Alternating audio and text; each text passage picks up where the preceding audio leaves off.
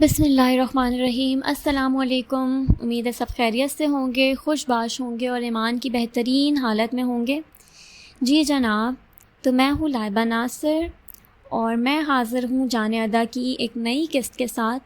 اب تک آپ 12 ایپیسوڈز پڑھ چکے ہیں، امید ہے آپ کو پسند آ رہی ہوگی۔ ہم حاضر ہیں ایپیسوڈ 13 کے ساتھ۔ اسے سن کر اپنی رائے کا اظہار ضرور کریں، اور اب تک اگر چینل کو سبسکرائب نہیں کیا تو چینل کو سبسکرائب کر لیں پیارے لوگوں۔ چلیں تو اب چلتے ہیں ایپیسوڈ کی جانب۔ جانے ادا از قلم لائبہ ناصر، قسط نمبر 13۔ وہ کس طرح ڈرائیو کر کے گھر آیا تھا وہ نہیں جانتا تھا۔ کمرے میں آ کر اس نے کی بورڈ پر ہاتھ مارا اور ساری لائٹس آف کر دی۔ گھپ اندھیرا کر کے وہ اپنے آپ سے بھی چھپ جانا چاہتا تھا۔ وہ چلتے ہوئے اپنے بیڈ پر آیا۔ آدھا وجود بیڈ پر تھا اور آدھا زمین پر۔ کھڑکی کے پاس لٹکتے جھومر کی لائٹس آن تھی۔ اس کی لڑیاں ایک دوسرے سے ٹکرا کر عجیب ردھم پیدا کر رہی تھی۔ کھڑکی کے اس پار آدھا چاند اسے اپنا عکس اس شخص میں دیکھ رہا تھا۔ وہ چاند جیسا ہی تو تھا، ٹھنڈا، پرسکون، ہر ایک کے لیے ٹھنڈی چھاؤں جیسا۔ پر وہ کیسے ظالموں میں سے ہو سکتا تھا؟ اس نے بے بسی سے اپنے ہاتھ دیکھتے ہوئے مٹھی بند کی، پھر کھولی۔ مکافات عمل کوئی قابل انتقال چیز نہیں ہے، یہی تو تفسیر تھی، اسے یاد تھی۔ اللہ جب اس چیز کا انتقال برداشت نہیں کرتا تو وہ کون ہوتا ہے کرنے والا؟ میں ظالموں میں سے ہو گیا، وہ زیر لب بولا تھا۔ یہی خیال تو آ رہا تھا، بار بار آ رہا تھا کہ وہ ظالموں میں سے ہو گیا ہے، ورنہ قرآن اس کے دل پر کیوں کر نہیں اترتا؟ وہ اب بھی مٹھی ہاتھوں کی کھول بند کر رہا تھا۔ ایک بار، دو بار، 100 بار وہ جیسے اپنے اندر کے کرب کو اپنے ہاتھوں کے ذریعے باہر نکالنا چاہتا تھا۔ کالی آنکھوں میں بے بسی در آئی تھی، انابی لب بے بسی سے پھڑپڑا رہے تھے۔ وہ حسن کا مجسمہ جیسے ڈھہ جانے کے قریب تھا۔ اگر مجھ سے انجانے میں کوئی گناہ سرزد ہو بھی گیا ہے تو میں توبہ کرتا ہوں اللہ، میں تائب میں سے ہو جانا چاہتا ہوں۔ میں ان لوگوں میں سے نہیں ہونا چاہتا جو گناہ کرتے ہیں اور پھر گناہ کو گناہ نہیں سمجھتے، کرتے چلے جاتے ہیں، پھر ان سے ہدایت چھین لی جاتی ہے کبھی نہ دینے کے لیے۔ میں تائب ہوں اللہ، مجھے ہمیشہ ان لوگوں میں سے رکھنا جن کے دلوں پر تو اترتا ہے، میرے دل پر سیاہی نہیں اترنے دینا میرے مالک۔ گھور سیاہ آنکھوں سے پانی بہنے لگا۔ اتنی بے سکونی، اتنی تو پہلے کبھی نہیں تھی۔ وہ نفی میں سر ہلانے لگا۔ اور میں اسے اپنی جانب سے کوئی دکھ نہیں دوں گا، جو تو چاہے، جیسے تو چاہے انصاف کر میرے مولا۔ دل کی صداؤں سے جب وہ تھک کر چور ہوا تو زمین پر قبلہ رو ہو کر گھٹنے کے بل 2 زانوں ہو کر بیٹھ گیا۔ وہ خوشبوؤں میں بسا دل نشین مسکراہٹ والا شخص کرب کی انتہاؤں پر تھا۔ اس کی منمونی سی صورت، اس کی بے ضرر سی خواہشیں، وہ نرمی سے بھی تو انکار کر سکتا تھا، مگر ہر بار کا اپنا ترش رویہ اس کی نظروں کے سامنے گھوم رہا تھا۔ ہر بار کی نفی کے بعد بھی اس کا لہجہ ویسے ہی مدھر سروسا، بہتے پانیوں سا لہجہ۔ وہ جانتا تھا وہ اس سے محبت میں سب کچھ ہار سکتی ہے، تو اس نے اسے شکست دے دی تھی۔ وہ جانتا تھا وہ اس پر اپنا سب کچھ وار سکتی ہے، تو اس نے اس سے جان نہیں مانگی تھی۔ جان تو بہت عرضہ سی چیز تھی، اس کی عزت نفس رون گیا تھا، مگر یہ سب اس نے کبھی جان کر نہیں کیا۔ انجانے میں وہ اس گناہ کا مرتکب ہوا تھا۔ عمل شہباز نہ ہو کر بھی اس کے اندر کہیں موجود تھی، ابھی سے نہیں، ہمیشہ سے۔ زبردستی ہی صحیح اس کا ہر کام اپنے ہاتھوں سے کر کے وہ امربیل کی مانند اپنی جڑیں اس کے دل میں، اس کی زندگی میں گاڑ چکی تھی۔ وہ تو لہو میں اندر کہیں اتر گئی تھی سزا بن کر۔ اس کے کپڑے بارش میں بھیگنے کی وجہ سے بھیگے ہوئے تھے، سرخ و سفید رنگت میں زرگیاں گھلی ہوئی تھیں۔ اس کی سانسیں بے رب سی ہو رہی تھیں۔ میں ظالم نہیں ہوں، میں تائب ہوں، وہ زیر لب دہرا رہا تھا۔ عمل شہباز کا عکس ہر طرف تھا، وہ کچھ نہیں کہہ رہی تھی، خاموش سی کھڑی اسے دیکھ رہی تھی۔ میں ظالم نہیں ہوں، میں تائب ہوں۔ اس نے جیسے اس کے عکس کو باور کروایا تھا۔ میں تائب ہوں، وہ چیخ رہا تھا۔ میں نے ظلم نہیں کیا، میں ظلم کا مرتکب ہوا ہوں، میں نے توبہ کی ہے، میں تائب ہوں۔ وہ حسین شہزادہ اپنے رب سے منوا رہا تھا کہ وہ ظالم نہیں ہے، وہ ظالم ہو ہی نہیں سکتا۔ ظلم کے مرتکب ہونے میں اور ظلم کرنے میں فرق ہوتا ہے نا۔ خود کو کمپوز کرتی وہ نیچے آئی تھی۔ نو ارسلان پرسکون سا اختر شروانی کے ہمراہ بیٹھا تھا۔ اس کا اطمینان غارت کر کے خود کتنے آرام سے بیٹھا تھا یہ شخص، میسنا۔ دل ہی دل میں اسے نئے لقب سے نوازتی۔ السلام علیکم، اس نے مدھر سی آواز میں سلام کیا تھا۔ سر جھکائے خاموش کھڑی ہو گئی تھی۔ وعلیکم السلام میری بچی، یہاں آؤ میرے پاس، اتنی سہمی ہوئی کیوں ہے یہ نو؟ محبت سے اس کی سلامتی کا جواب دیتے وہ خشمگی نگاہوں سے نو کو گھورتے ہوئے بولے۔ عزورہ کے چہرے پر خوف وہ بآسانی دیکھ سکتے تھے۔ ہاں، لمبے بالوں والے باگڑ بلے نے ڈرا دیا ہے آپ کی معصوم بچی کو۔ اپنے بالوں میں ہاتھ پھیرتا وہ جل کر بولا تھا۔ کچھ دیر پہلے کی سبکی اسے بھولی نہیں تھی۔ خاموش ہو جاؤ نو، اسے گھرک کر انہوں نے عزورہ کو ساتھ لگایا، ساتھ ہی اس کے بالوں پر پیار کیا۔ اس کی آنکھوں میں نمی چمکی۔ دارم کے بعد یہ پہلا رشتہ تھا جس نے اس قدر شفقت سے اسے پیار دیا تھا۔ اس کی آنکھوں میں چمکتی نمی نو کی نظروں سے اوجھل نہیں رہ سکی۔ دادو کے ساتھ ناشتہ کرو میرے بچے، اپنے بچے کی راہ تک رہا تھا میں۔ کیا کھاتی ہو تم یہ تو مجھے نہیں پتا، لیکن کوشش کی ہے کہ تمہیں پسند آئے۔ اس کا ہاتھ تھام کر اپنے برابر بیٹھاتے انہوں نے سب سے پہلے انار کا جوس نکال کر اس کے سامنے رکھا۔ مجھے بہت پسند ہے یہ جوس، آپ جانتے تھے؟ وہ حیران نظروں سے ٹیبل پر موجود چیزیں دیکھ رہی تھی۔ تقریباً چیزیں اس کی پسند کی تھیں۔ وہ تو بھول ہی گئی تھی کہ اس کی بھی کوئی پسند ہے، یا اس کی بھی مرضی ہو سکتی ہے۔ اس کی پسند ہمیشہ سے کچھ الگ رہی تھی۔ انار اسے ہمیشہ سے پسند تھے، لیکن ایک عرصہ ہوا تھا اس نے تو اپنی پسند کے بارے میں سوچنا بھی چھوڑ دیا تھا۔ تمہیں پسند آیا؟ انہوں نے مسکراتے ہوئے پوچھا۔ اس نے جلدی سے اس بات میں گردن ہلائی۔ بہت۔ نو خاموشی سے ناشتہ کرتا اتنی محبت کے یہ مظاہرے دیکھ رہا تھا۔ آپ بہت اچھے ہیں، وہ ناشتہ کرتے بھرے بھرے منہ کے ساتھ بولی۔ دادو کہو مجھے، انہوں نے مزید چیزیں اس کے پلیٹ میں ڈال کر کہا تھا۔ دادو میں دار سے ملنے چلی جاؤں؟ وہ جلدی سے بولی۔ نو کی جانب دیکھنے کی غلطی نہیں کی گئی تھی۔ بالکل جاؤ میرے بچے، نو لے جائے گا تمہیں، وہ خوشی سے بولے۔ وہ پہلے ہی دن ان سے گھل مل گئی تھی، یہ بات انہیں خوشی دے رہی تھی۔ اختر صاحب آفس جانا ہے مجھے، وہ سنجیدگی سے بولتا اٹھ کھڑا ہوا۔ عزورہ کو دارم کے پاس ڈراپ کرتے ہوئے چلے جاؤ، انہوں نے آسان سا حل پیش کیا تھا۔ ایک ہی دن میں آپ نے پارٹی بدل لی ہے اختر صاحب، وہ بولتا ہوا اٹھ کھڑا ہوا۔ آ جائیں آپ لیڈی، ساتھ ہی اسے بھی باہر آنے کا اشارہ کیا۔ کھا تو لینے دو بچی کو۔ عزورہ کا کیوں ناشتے پر سے اٹھنا انہیں بالکل پسند نہیں آیا تھا۔ وہ ان سے پیار لیتی باہر آئی۔ گاڑی میں بیٹھے نو کی رگیں تنی تھیں۔ باہر ملازموں کی پوری فوج تھی۔ وہ گلابی شفون کی آنچل اس کا حسن چھپانے کی بجائے مزید عیاں کر رہا تھا۔ اس نے کبھی دوپٹہ نہیں لیا تھا، تو یہ آنچل اس سے یوں بھی سنبھالا نہیں جا رہا تھا۔ اس نے بہت سی نظریں یکدم اس پر اٹھتی دیکھی۔ وہ تیر کسی تیزی سے اس کی جانب آیا، بازو سے تھام کر اسے اندر لے گیا۔ اوپری خانہ کیا بالکل خالی ہے آپ کا؟ اس طرح باہر آئی ہیں آپ؟ وہ دبے دبے لفظوں میں دھاڑا تھا۔ اور کس طرح جاؤں؟ وہ اس کے غصے کرنے کی وجہ نہیں سمجھ پا رہی تھی۔ اب ایسا بھی کیا کر دیا تھا اس نے؟ اس کی آواز میں نمی سی محسوس کر کے اس کی گرفت کچھ نرم پڑی۔ گہری سانس لے کر غصہ اپنے اندر اتارتے ایک ہاتھ بال پر پھیر رہا تھا۔ چادر لے لیں پہلے، اس کے وجود سے نظریں چراتے ہوئے نرمی سے بولا۔ نہیں ہے میرے پاس کوئی چادر، یہ شامیانہ لیا ہوا تو ہے، وہ روتی ہوئی بولی۔ یکدم ہی ساری چیزیں اسے خود پر مسلط ہوتی محسوس ہو رہی تھی۔ نو نے اس کی جانب دیکھا، وہ واقعی ہی دوپٹے میں اتنی الجھی ہوئی تھی۔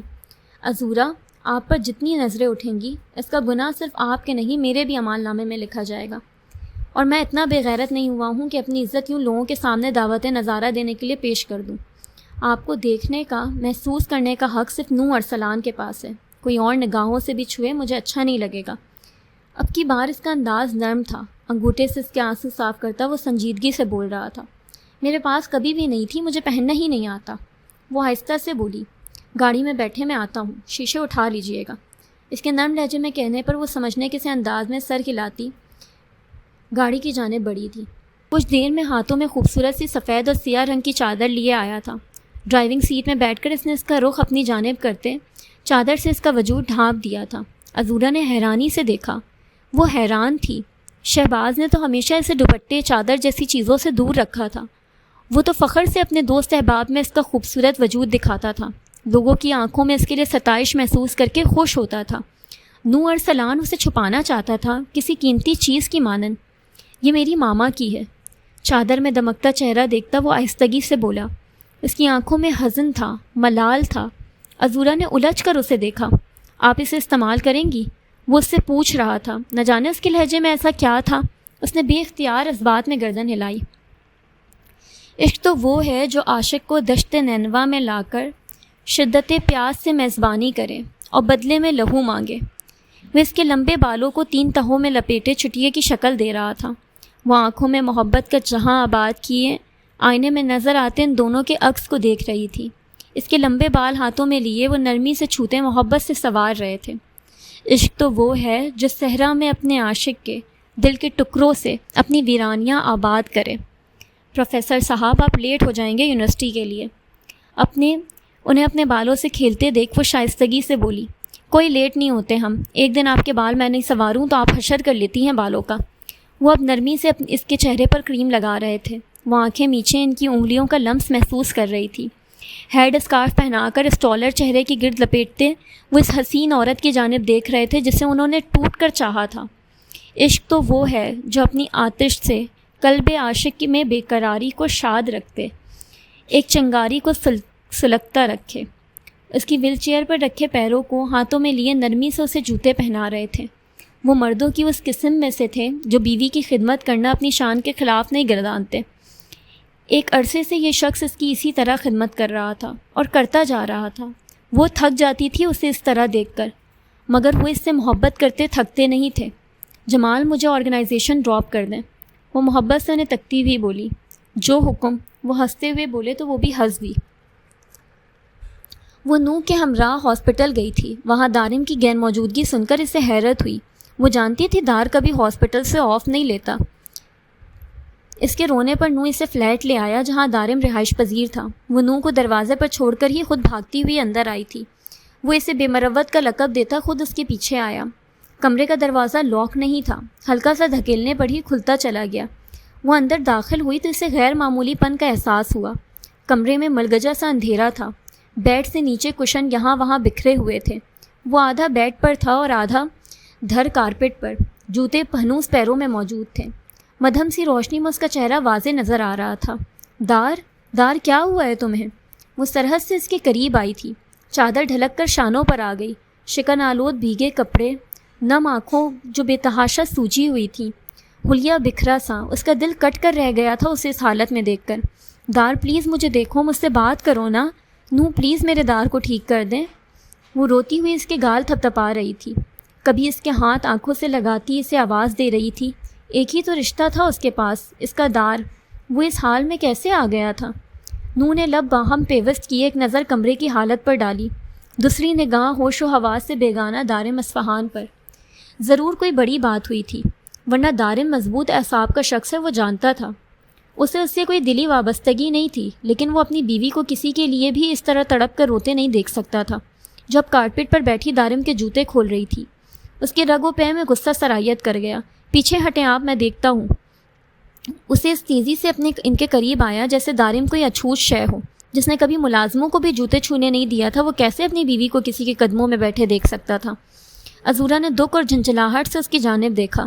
وہ خود جھک کر جوتے کھول رہا تھا۔